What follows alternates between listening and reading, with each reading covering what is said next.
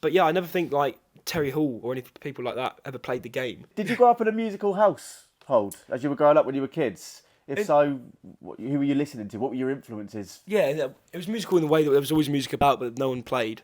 But the things that got like played a lot were a lot of Squeeze, a lot of the Kinks, a lot of the Jam, massively the Jam, the Undertones. I mean, Teenage Kicks was always on. I say that song by the Members, "Sound of the Suburbs," that was like always on. I'm trying to think of other stuff that should have been constants. Obviously, Beautiful South were there a lot. Harry Nilsson, things like that. But it was mostly for my like dad's taste. Growing up in the 70s when the punk era was in full force, that's been really like imprinted on our like musical genes now. and the specials as well. Rat Race was always on. But then we also we discovered a lot of music of the noughties and kind of the Libertines, that kind of indie.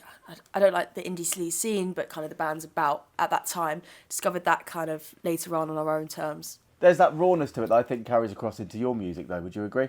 Yeah, definitely. I mean, we really like the attitude of all those bands. They were, punk movement. They were ripping up what was the establishment at the time, and that's what each of these, bands in the '60s as well. They were ripping up this kind of austerity, rationing Britain at the time, something that then was full of colour. And so that kind of attitude and trying to rip things up and bring something new to the table, that's what we're trying to do now with our band.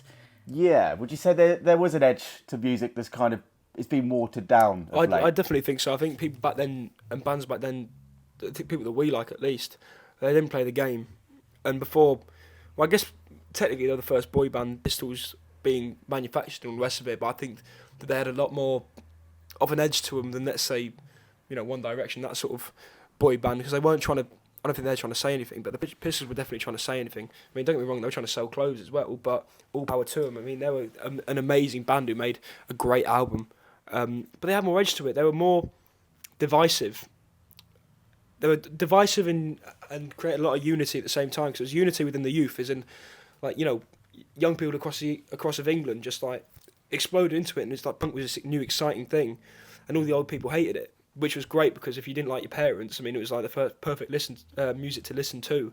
But yeah, I never think like Terry Hall or any people like that ever played the game and did what they were told by the music industry, making albums, as a job. It was more as, they made what they made artistically for their likings, and then people either dug it or they didn't. And I think every artist has got to have successful and least successful albums.